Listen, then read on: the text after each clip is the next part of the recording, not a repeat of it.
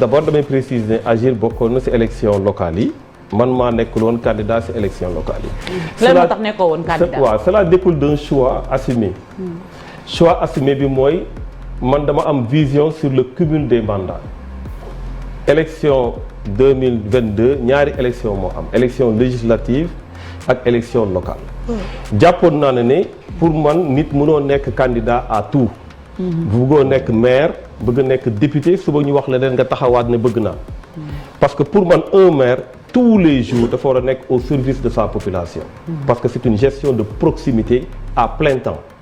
un député tous les jours dafa war a nekk au service de son peuple c'est un travail à plein temps man mi nekkoon assemblée nationale xam naa ne député bu def liggéeyam dëgg amul jotu leneen.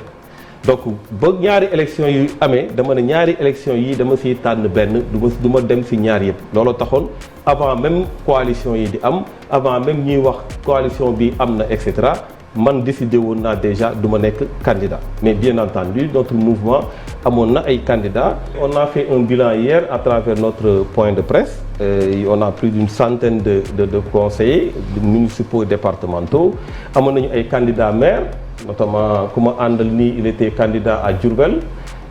donc ñàkk a bokk encore une fois amul su dee ci mouvement Agir ngay wax su dee dañu nekk dans un mouvement wala dans une structure politique du yow yaa war a mën a nekk fépp c'est pas possible. élection locale la ñu wax il y a des localités yoo xam ne nit ñi am nañu possibilité pour nekk fa ay candidats ils ont été candidats moi j'ai fait une option d'être candidat pour les élections législatives pour la raison que j'ai évoquée tout à l'heure donc pour man loolu la maintenant c'est vrai que bokkuñu ci coalition d'une manière spécifique parce que tout simplement ce qu'on a décidé mooy l'élection locale c'est une question de localité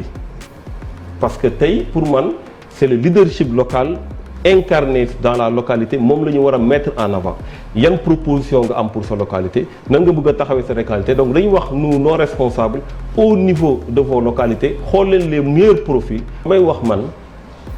il y avait un projet à 4 qui a été confirmé ñëpp xamoon nañ il y avait un projet à 4 j'ai dit vous risquez pas d'être ensemble vous risquez de ne pas être ensemble parce que l'histoire l'a montré ce qui est vrai ça y a une fissure le PDS est parti 2 seen démarche lu muy indi mooy il y aura beaucoup de listes soo moytul dans l'opposition ce qui est le cas am na ñu génn ñu bëri même quand les coalitions sont constituées am na ñeneen ñu génn donc ce qui aurait été mieux c'est d'avoir une démarche boo xam ne comme on est sur près de 600 collectivités ñu mën a regrouper l'opposition pour que ñu am des résultats meilleurs. yëral waay yëral xam nañu jotali yëral